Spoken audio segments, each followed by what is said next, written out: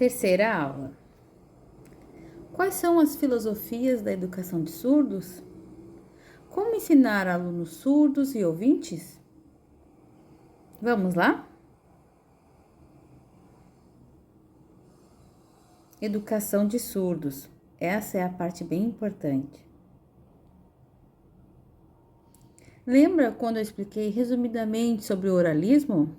Esse foi o início, uma história importante, uma filosofia importante para aquela época. Imaginem, séculos atrás, a importância que teve. Foi uma tentativa de padronizar os surdos, impondo o oralismo. Mas isso foi naquela época, hoje é diferente. Antigamente eram obrigados a oralizar com intensos e cansativos treinamentos de fala. O foco era somente na fala do surdo. O surdo não conseguia aprender e adquirir conhecimento. Eram palavras soltas.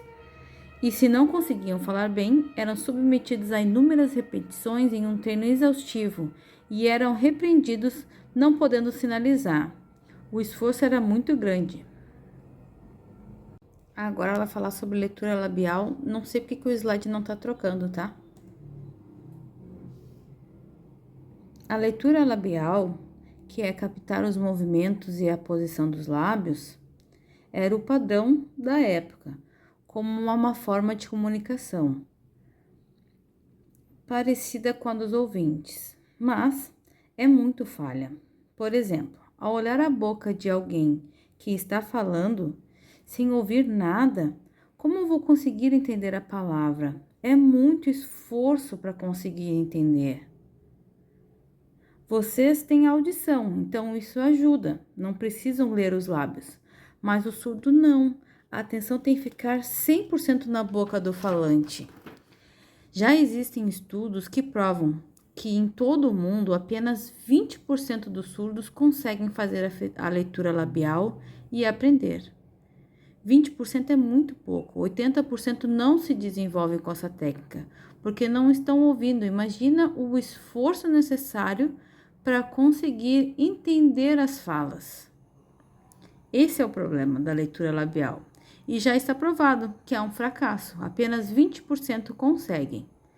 Um exemplo, se a pessoa fala mato ou pato, é muito confuso conseguir perceber essa pequena diferença. Também nas novelas, como conseguir fazer a leitura labial pela televisão? Naquela época não existia legendas, então imagine a dificuldade. Era necessário muito esforço, por isso essa técnica é falha. Também os surdos eram oprimidos, tinham suas mãos amarradas e batiam também nelas. Eram proibidos de sinalizar e precisavam treinar a fala muitas vezes, tinham que se esforçar muito. Essas falas cansavam. Imaginem ainda, nessa época, nos chamavam de macacos por causa da língua de sinais. Nossa língua era menosprezada e somente a fala tinha valor nessa época. Então, esta foi a metodologia do oralismo. Alguns ainda utilizam até hoje, mas em geral ela acabou. A pessoa pode optar por oralizar. O que não podemos é, na educação, usar essa metodologia de ensino. Já sabemos do prejuízo que ela causou. Tá? Dei um delay, mas tu entendeu, eu acho. Comunicação total inicia quando percebido o fracasso do oralismo. O oralismo servia, na verdade, como um apoio para a comunicação total. Ele não deixou de existir. A comunicação total foi uma forma de bimodalismo. A sinalização, na verdade, apoiava a fala. Caso não houvesse a fala junto, não seria compreensível. As duas precisavam ser usadas ao mesmo tempo. Por exemplo, eu estou aqui em casa. Percebem que isso é português? Em Libras seria eu casa. Isso era comunicação total. Um outro exemplo, em uma aula, um intérprete ou um professor usando a comunicação total faria: hoje o dia é sábado. Esse era o jeito de sinalizar. Assim manteve-se o oralismo com a língua de sinais, mas era muito confuso. E também esse método fracassou. Algumas pessoas ainda utilizam a comunicação total, mas como uma metodologia de ensino já não é mais usada. Na minha época foi assim que eu aprendi. Foi pela comunicação total, bem complicado. Essa foi a minha experiência.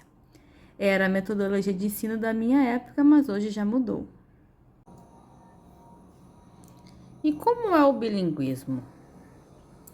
Estamos falando de bilinguismo de duas línguas, como, por exemplo, português e inglês, português e alemão, inglês e espanhol. Isso é bilinguismo, sim, mas o bilinguismo para surdos, como é? É a língua de sinais e o português na modalidade escrita, não é o português falado. A primeira língua é a Libras e a segunda, o português escrito. Entenderam? Essas são as duas línguas. Cuidem, pois o conceito de bilíngue não é tão simples. O bilinguismo para surdos nas escolas é a língua de sinais com a escrita do português somente. Mas não é fácil, são duas línguas. Imaginem como ensinar durante o seu processo escolar a Libras visual e o português escrito. O conceito de inclusão não é simples, é um pouco complicado. Porque o que significa incluir? É aceitar que uma pessoa frequente um lugar? É entender que ela precisa estar em qualquer lugar e todos devem ser aceitos? Sim, isso é importante, isso é inclusão, mas vai depender do contexto. Como uma escola vai incluir de forma correta? Vamos ver agora alguns exemplos.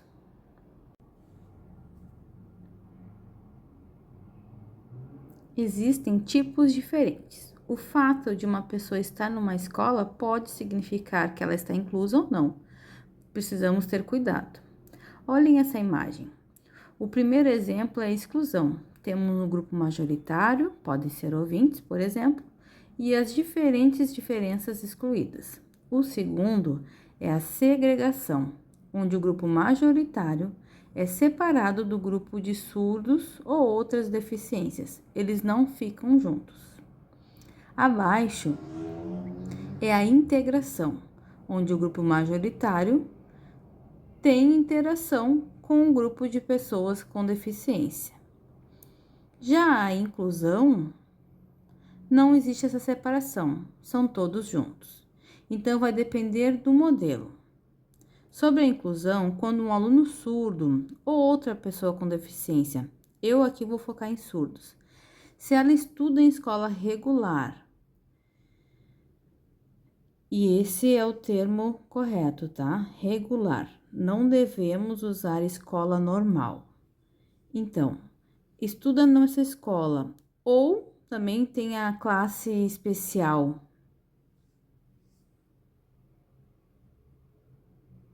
Vamos cuidar, porque vai depender de qual contexto estamos falando. Por exemplo, inclusão social é essa interação entre todos, na rua, no trabalho, ou no shopping, enfim, em diversos lugares. Isso é inclusão social. Mas, por exemplo, no mercado de trabalho tem a inclusão, mas a inclusão escolar é diferente. Cuidado, porque nem todas as propostas de inclusão funcionam bem. Reflitam sobre a realidade das escolas. É inclusão mesmo? Muitos surdos sofrem com a experiência da inclusão. A escola, por exemplo, tem intérprete? Tem estrutura? Sabe língua de sinais? Aí sim, a inclusão funciona. Mas se não tem, como esse aluno se comunica? E se há um problema? A escola inclusiva é fluente na língua de sinais? Conseguem se comunicar? Isso são algumas barreiras, mas é importante a inclusão. A escola deve estar aberta para todos participar, qualquer tipo de pessoa com deficiência. Mas na prática, como isso funciona? É bom vocês refletirem sobre isso, já que no futuro trabalharão com os alunos surdos. Com todos os alunos. Nossa, tô cansada.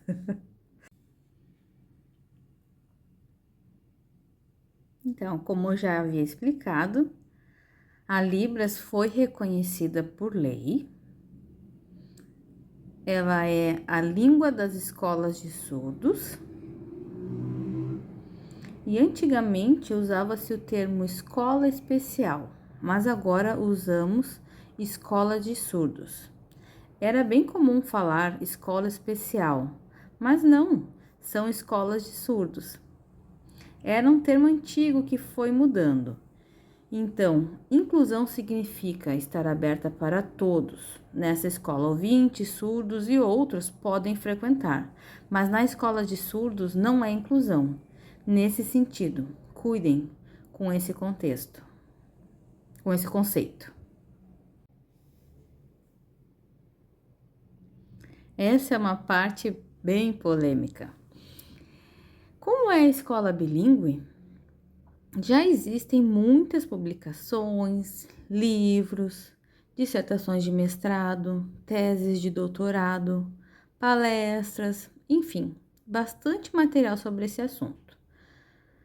Antigamente, tivemos então a filosofia do oralismo, depois de bastante tempo mudou para a comunicação total, e agora temos o bilinguismo, que está em andamento e ainda existe bastante polêmica sobre as línguas. Vou explicar o conceito das nomenclaturas. Escola bilíngue para surdos. É o mesmo que a escola regular.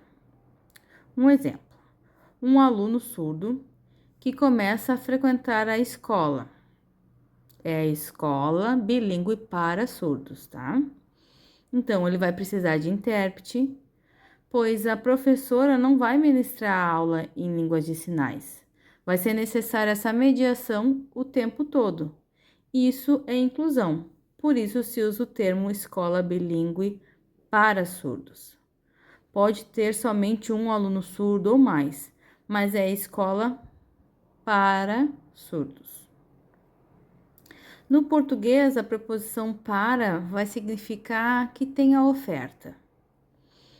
Temos então a escola bilíngue de surdos. Já é diferente, serão somente alunos surdos frequentando essa escola, ouvintes não, é igual à escola de surdos. Em Libras usamos bastante esse termo, escola de surdos. Essa é a escola bilíngue de surdos. A maioria das pessoas pensa que é ao contrário, que para surdos seria só surdos e de surdos seria ouvintes e surdos, mas não, fica um pouco confuso por causa do português. Então, para ficar bem claro, escola bilíngue de surdos, só alunos surdos. Escola bilíngue para surdos são alunos ouvintes e pode ter alguns alunos surdos. Essa escola aceita a língua de sinais, sabe que é necessária a adaptação dos materiais, pois o surdo é visual. Então, essa é a para. Essa é a grande diferença das duas. Eu coloquei na bibliografia, depois vocês procurem lá, um artigo que explica esses termos. Em geral, eu percebo que ainda há muita confusão sobre esse assunto, como se o termo para funcionasse para tudo. Cuidem com essas palavras, porque por isso é importante dominar os conceitos. Escola bilíngue de surdos ou para surdos são diferentes. Concluído então, precisamos pensar na importância da escola, qualquer que seja, escola de surdos ou escola regular, e entender o desafio de atender um aluno surdo. Pode ser também, por exemplo, um aluno autista ou de outra deficiência. O desafio da mudança e busca por formação. Por isso a importância desse curso de formação que vocês estão fazendo. Se chega um aluno novo, surdo na minha turma, como eu vou fazer? Eu preciso mudar, adaptar a aula para melhor atender esse aluno. Isso é importante desde a educação básica. Eu vou aprender e também o aluno vai conseguir aprender. Isso é em qualquer lugar. No momento em que um professor se depara com um aluno surdo, ele está ensinando e essa troca é importante. Seguimos em mudança sempre para melhorar. Essa é a realidade. Eu acredito que o curso vai ajudar vocês. Agora vamos conhecer algumas escolas? São escolas de surdos, mas na verdade escolas bilíngues de surdos. Viram? Como expliquei anteriormente, o professor Rue fundou o INES, que existe até hoje, e esse é o sinal. Lá na cidade do Rio de Janeiro, a escola é somente de alunos surdos, do pré ao ensino médio. São todos alunos surdos, ouvintes não podem ingressar. Existem muitas escolas regulares e escolas de surdos são pouquíssimas, por isso é para alunos surdos e também a metodologia de ensino é diferente. O INES é a escola de surdos mais antiga do Brasil. Ao lado temos a Escola Frei Pacífico, ela é uma escola particular e há pouco tempo começaram a ofertar ensino médio também. Também é só para alunos surdos e todos sinalizam. Não há necessidade de intérprete, porque todos os professores ministram suas aulas em Libras e também os atendimentos. Essa então é particular. E abaixo é a Escola Estadual, esse é o sinal dela, Lília Mazeron. Mas olhem o nome na fachada da escola: Escola Estadual de Ensino Médio para Surdos. Lembra que disse que era polêmico, mas essa fachada é antiga. Ela é também somente para alunos surdos e as aulas e atendimentos são todos em Libras. Só, por exemplo, em reunião, aí tem a necessidade de uma intérprete junto, mas com os alunos é direto em Libras. Isso é educação para surdos. Teria outras escolas. Isso é educação para surdos. Teria outras escolas pelo Brasil, mas eu trouxe só alguns exemplos.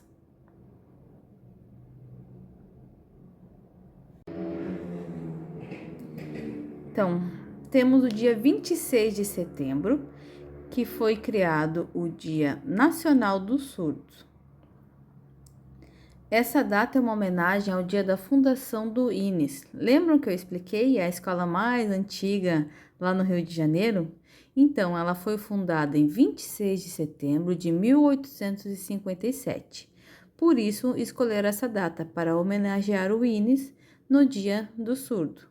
Esse dia é motivo de grande satisfação, é dia de celebrar os surdos. Da mesma forma que temos o Dia da Consciência Negra e tantos outros, também oficializamos o Dia do Surdo, há mais ou menos uns 15 anos.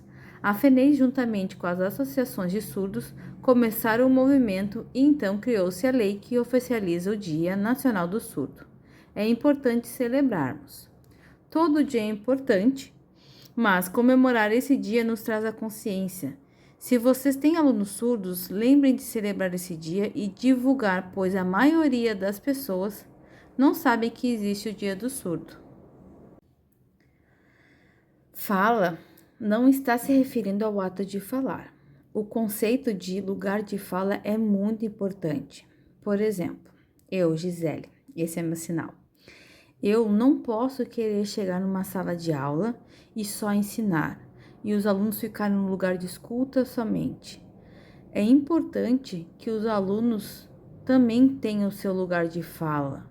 Eu não posso ter esse comportamento autoritário. É importante deixar os alunos falarem. Eu ser esse agente de escuta. Isso é muito importante.